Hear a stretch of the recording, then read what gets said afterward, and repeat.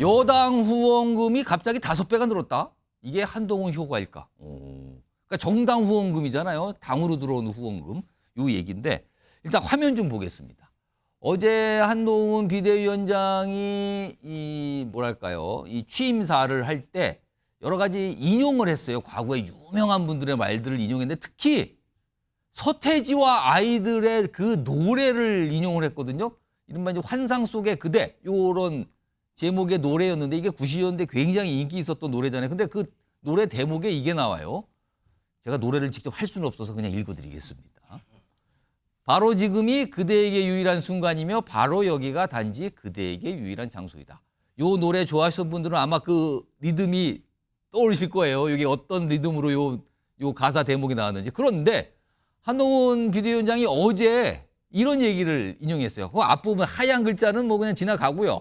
요거 색깔이 들어간 글자를 좀 보시면 사랑과 때를 기다리고 계신가? 우리 모두가 바로 그 사람들이고 지금이 바로 그때이다. 그럼 바로 여기가 단지 그대에게 유일한 장소이다. 약간 뭐가 비슷하기도 하네요.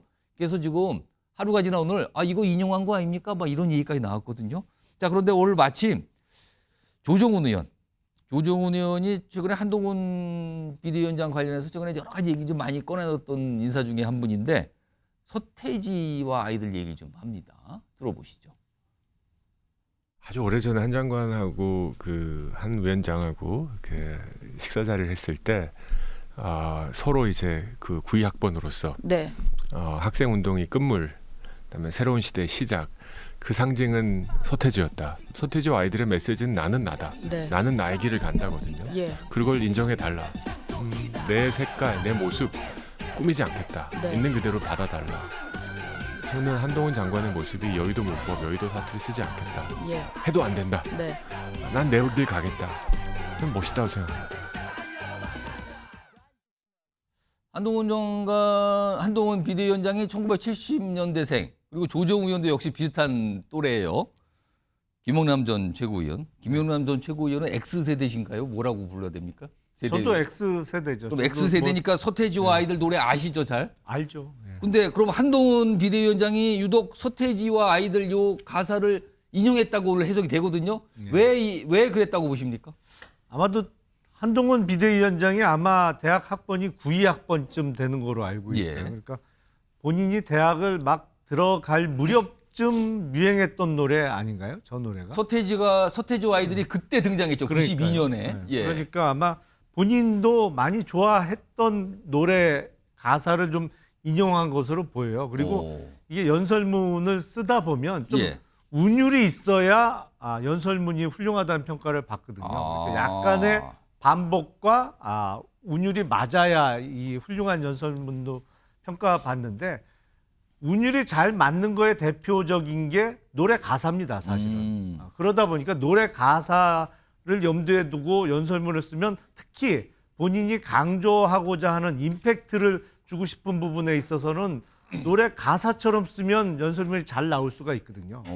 그래서 그걸 염두에 두고 쓴 거 아닌가 싶어요. 혹시 취임사를 본인이 뭐 열심히 이제 수정다 고쳤다고 뭐 일담처럼 알려지는데 혹시 이런 연설문 취임사 한동훈 비대위원장 이거 도와주시는 분이 있다고 보십니까?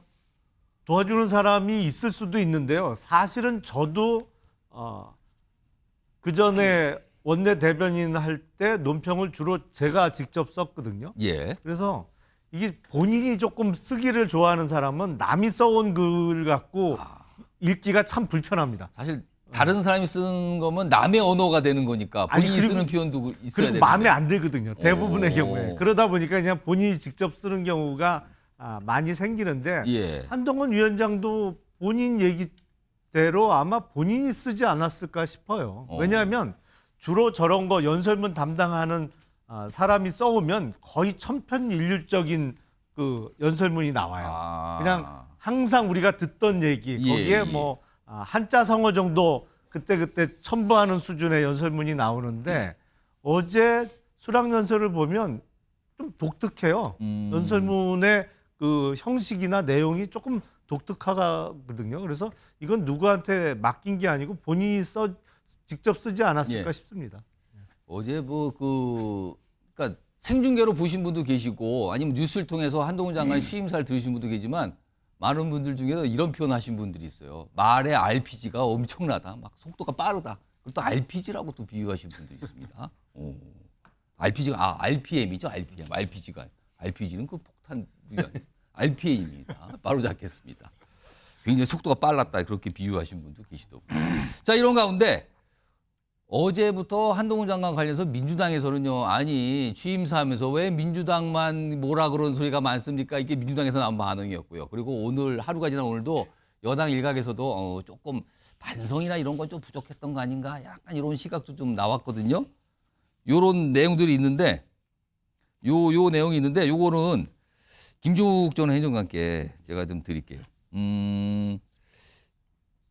어제 특히 민주당 쪽에서는 아니 국민의힘이 좀 비상대책위원회 제도 들어갔는데 그거에 대한 성찰을 놓고 야당 얘기만 많이 보였다. 근데 반면에 2011년 박근혜 비대위 경우는 사실 첫 일성이 국민 여러분께 사과드린다였다. 조금 좀 비교되는 거 아니야? 이런 지적이 좀 있더군요. 이거 어떻게 보십니까? 그러니까 이제 상황 판단을 잘 못한 거 아닌가?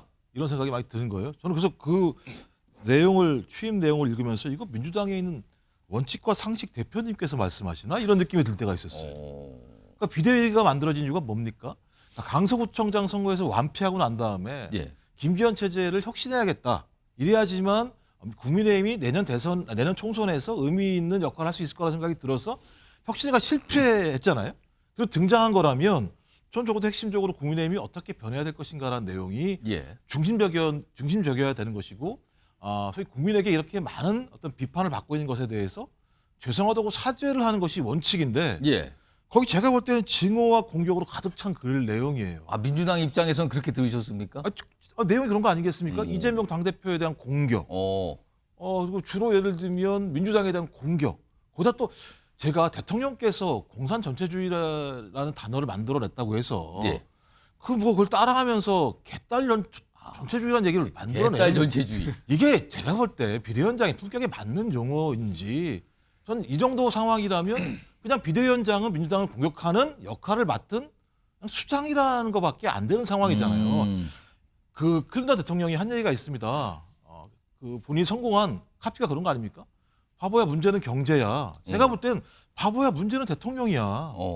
이 문제를 잘 풀지 않으면 앞길이 안 보이는데 계속 상대방만 공격을 하는 모습을 보면서 저 비대위 잘 갈 수 있을까라는 고민이 있었어요. 어제 한동훈 장관이 민주당과 관련된 대목이 많이 있었는데 그중에 한 대목 좀 준비했습니다. 들어보겠습니다. 중대 범죄가 법에 따라 처벌받는 걸 막는 게 지상 목표인 다수당이 더욱 폭주하면서 이 나라의 현재와 미래를 망치는 것을 막아야 합니다. 그런 당을 숙주 삼아 386이 486, 586, 686 되도록 썼던 영수증 또 내밀며 대대손손 국민들 위에 군림하고 가르치려 드는 운동권 특권 정치를 청산해야 합니다. 이재명 대표의 민주당이 운동권 특권 세력과 개딸 전체주의 세력과 결탁해서 자기가 살기 위해서 나라 망치는 것 막아야 합니다. 김재원 전 최고위원님.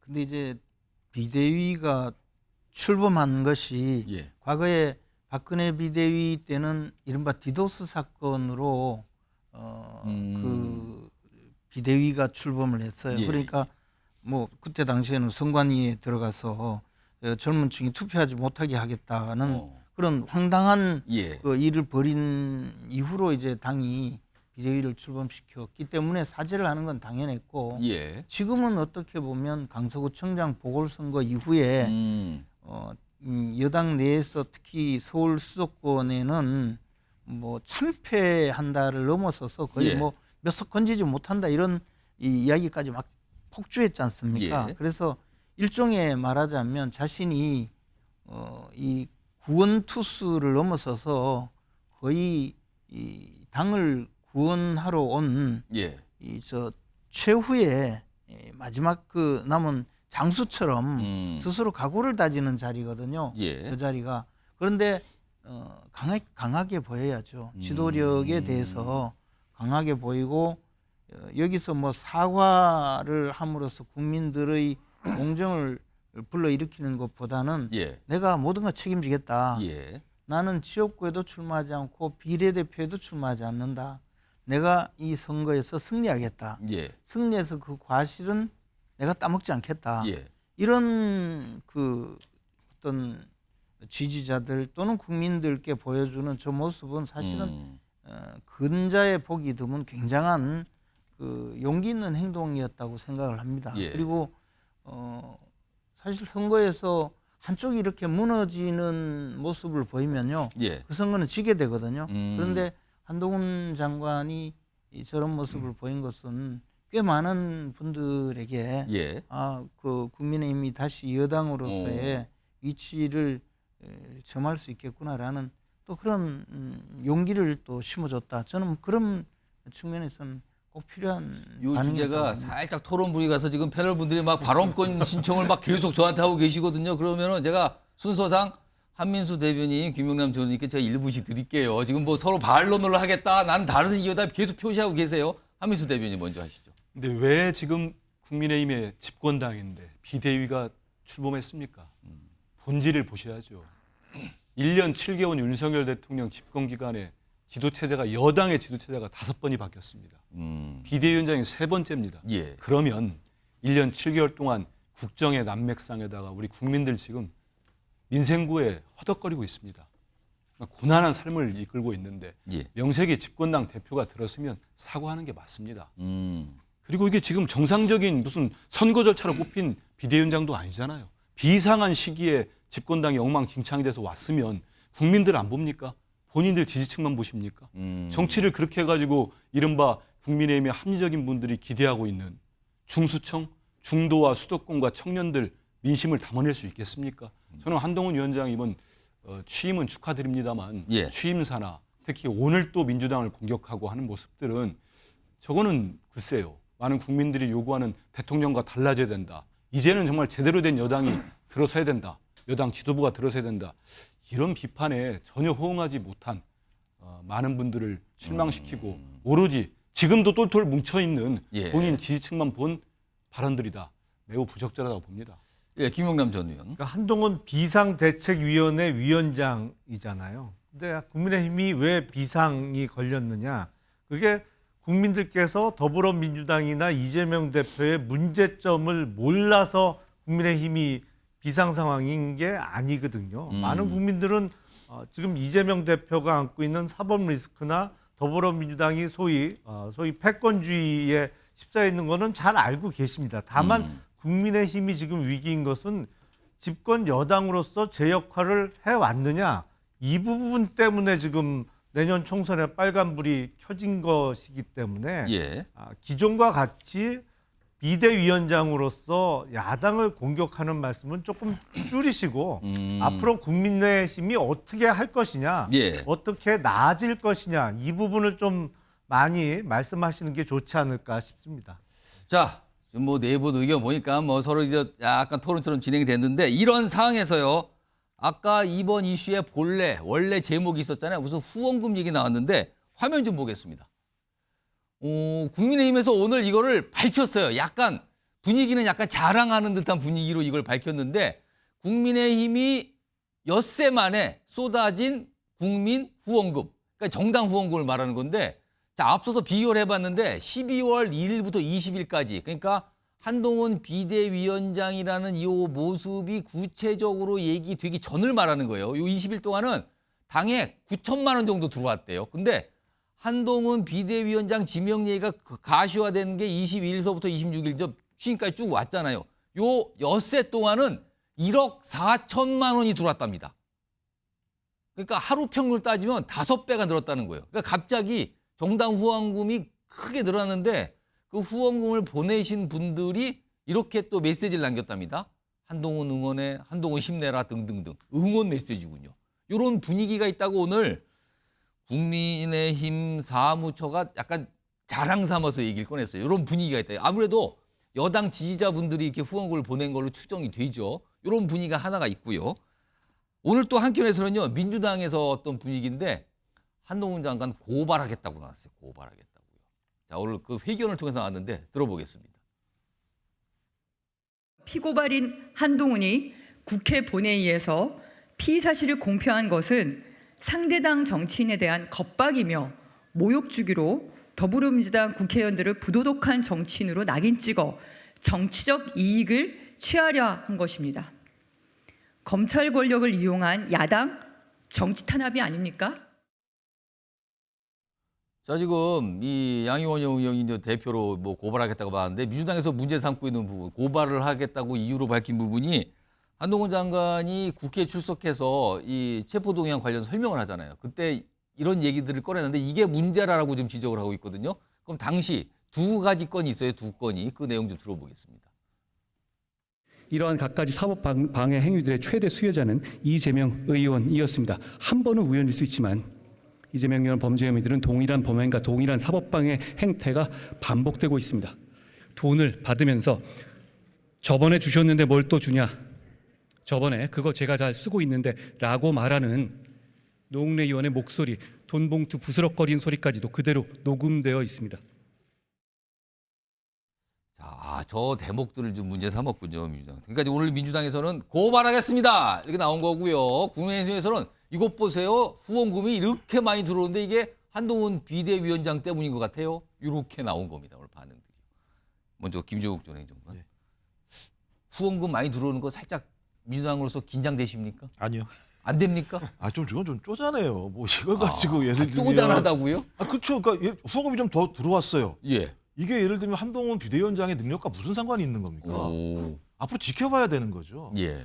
앞으로 첩첩산중입니다. 음. 특검법 통과되죠. 내년 1월 달에 고발사주 사건이 있습니다. 손준성 검사 어떻게 될지 모릅니다. 손준성 검사 공수처에서 5년 구형했습니다. 만약에 유죄가 나오게 되면 고발을 왜 했겠습니까? 본인이 손준성 검사가 스스로 했겠습니까?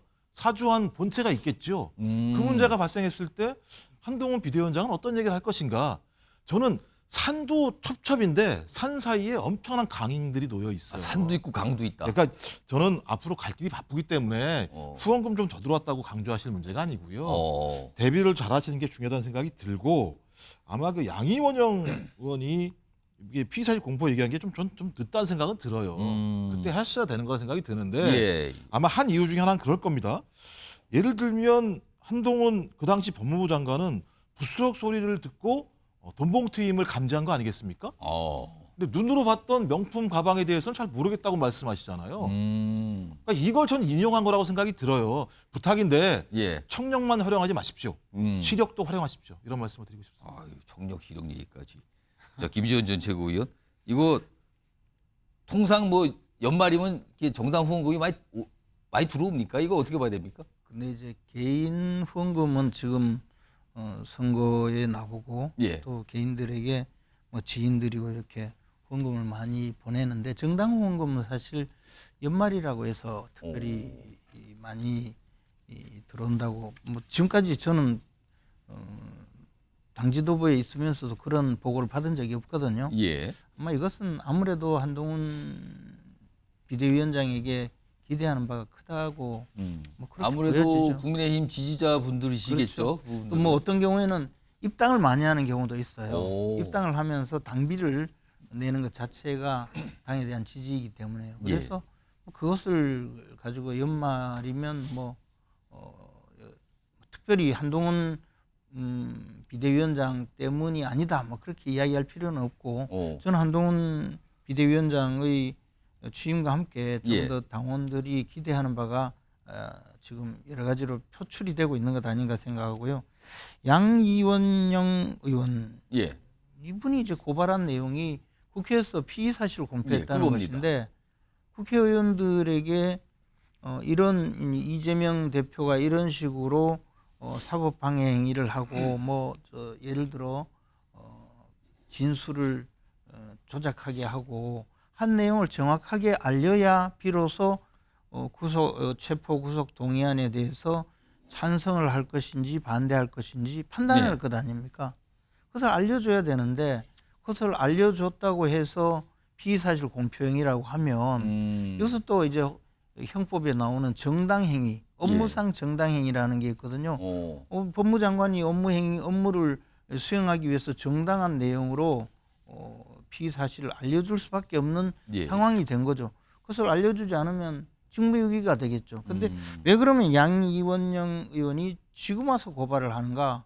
그때 고발을 하지. 예. 저분이 이제 선거에 나왔잖아요. 어. 그러니까 이제 이때 또 한번 이재명 대표에게 또 충성심을 보이고 또 TV에도 저렇게 한번 나와서 광고도 하고 뭐 이런 다목적 용이 아닌가. 그리고 아무런 의미가 없는 고발이 아닌가 그런 생각입니다.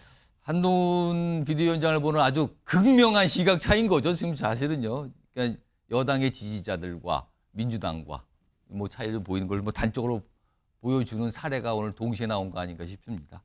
이런 가운데 한동훈 비대위원장 관련된 관심사는 이재명 대표를 언제 만날 것인가. 그러니까 취임했잖아요. 비대위원장은 당대표격이거든요.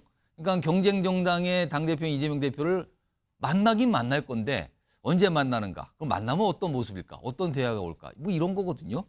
이와 관련해서 어제 한동훈 장관이 살짝 얘기를 좀 꺼내놨죠? 그 목소리부터 좀 들어보시죠. 이재명 대표 만나실 건가요?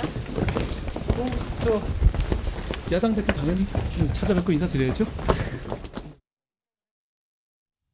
당연히 찾아뵙고 인사드려야죠. 짧게 얘기했어요. 그럼 만날 것 같아요. 그리고 오늘 사실 민주당에서도 내일 정도는 만날 것 같다. 뭔가 좀 조율이 있다라는 그런 취지의 설명도 좀 나왔는데 그런데 한동훈, 이재명 서로를 바라보는 시각을 볼 수 있는 발언들도 있습니다. 연속해서 나옵니다. 들어보시죠. 오늘은 제가 하나 물어보겠습니다. 민주당은 검사를 그렇게 싫어하면서 왜 검사도 아니고 검사 사칭한 분을 절대 존엄으로 모시는 건지 저는 묻고 싶습니다. 국정에 책임을 진 것은 야당이 아니라 여당입니다. 우리 국민들께서는 정쟁에만 몰두해온 여당에게 국정 운영에 책임을 다하는 모습을 기대하고 있다는 말씀을 드립니다. 정권을 견제하는 것은 그리고 감시하는 것은 야당의 몫입니다. 여당이 야당을 견제하고 야당을 감시하는 것이 아닙니다. 한미수 대변인께 내일 만납니까? 내일이 특히 사실 이거 특검법 처리한다고 민주당이 예고한 날이잖아요. 그날인데 내일인데 내일 한동훈 비대위원장 그다음에 이재명 대표 만난다고 봐야 됩니까? 시간을 양측이 예. 비서실 측에서 조율을 하고 있는 것 같습니다. 어제 늦은 오후에 한동훈 비대위원장 측에서 연락이 온 것 같고요. 오늘은 뭐 우리 당대표 일정이 빡빡이 외부 일정도 있어가지고 못 보신 것 같고 보면은 내일 오전 정도인데 오전. 시간을 시간을 조율 중이기 때문에 아직 외부로 공개되지는 않은 것 같습니다. 근데 저는 그 지금 우리가 우리 방송에서 두 분의 이제 한동훈 비대위원장도 이제 여당 대표가 된 거 아닙니까? 예. 그 영상을 보면서 말씀을 짧게나마 들었는데 어떤 생각이 드세요? 제가 민주당 대변인을 떠나서 여야 당대표고 우리 정치권의 우리 사회 지도자인데 말의 품격이 다르지 않습니까? 저는 이재명 대표 당대표 대변인으로서 옆에서 오랫동안 봐왔습니다마는 대통령이나 여당 대표에 대해서 거칠 언사를 쓴 적이 한 번도 없습니다. 좀 전처럼 여당이 여당답게 좀 행동해달라. 야당이 여당을 감시하는 거지. 어떻게 여당이 야당을 비판하고 그렇게 심하게 욕을 하고 발목을 잡느냐 이런 말씀을 하잖아요. 한동훈 장관은 지금 우리가 손가락으로 하늘을 가리키는데 그 손만 보면서 저리 심한 욕을 합니다. 지금 저렇게 해가지고 정말 국민의힘 내년 4월 총선 치를 수 있겠습니까? 중도층 마음 없겠습니까? 지금 대통령과의 관계, 수직적 당정 관계 이거를 개선하고 대통령에게 할 말을 하라고 하는데 아직 본인은 저런 말씀할 때 보면 검사 같아요. 그래서 제가 좀 매섭게 말씀드리는 겁니다만은 전체 국민을 상대로 집권당 대표면 대표답게 해야지 그 검사 사칭권으로 이미 다 끝난 문제고 처벌도 받았고 2001년도입니까? 지금 검찰 독재 정권이라고 해서 정말 김건희 여사 특검법까지 올라와 있고 전혀 수사 안 하지 않습니까? 지금 현재 검찰이 거기에 대한 문제점들을 지적하고 저 질문이 정확히 보시면 뭔 질문인 줄 아세요? 기자가 물어봅니다. 그 류일임 그 방심위원장의 청탁 민원 사건이 있는데 어떻게 생각하십니까? 이걸 물어봤어요. 그 질문에 답을 안 합니다. 안 하고 본인 하고 싶은 얘기만 하고 있는 거예요. 여당 대표가 저렇게까지 하면서 야당을 자극하고 또 만나가지고 또 무슨 얘기할지도 모르겠어요.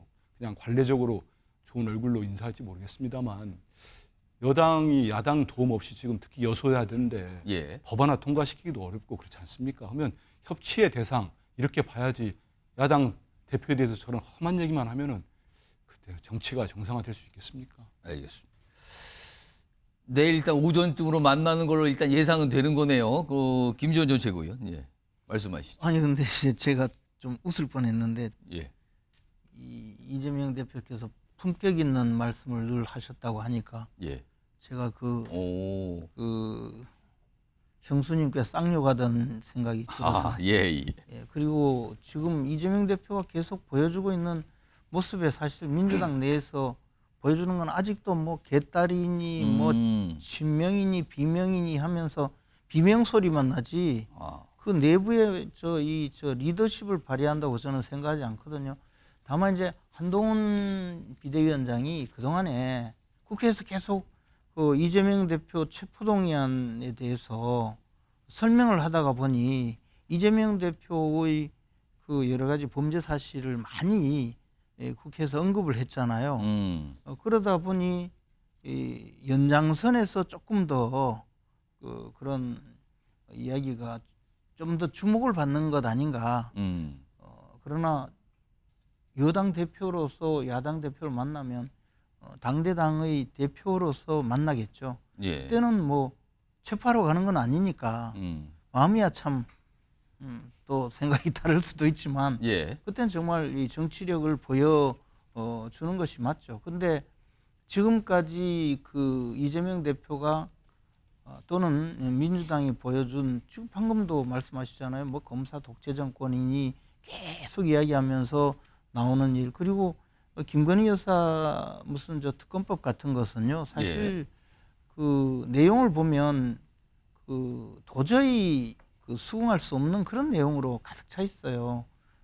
그 이야기 그 부당성을 이야기하다가는 뭐 방송이 딴 데로 흘러가니까 제가 이야기하지 않겠지만 그것도 결국은 총선에 써먹기 위해서 오늘날까지 이 상태로 만든 것 아니겠습니까?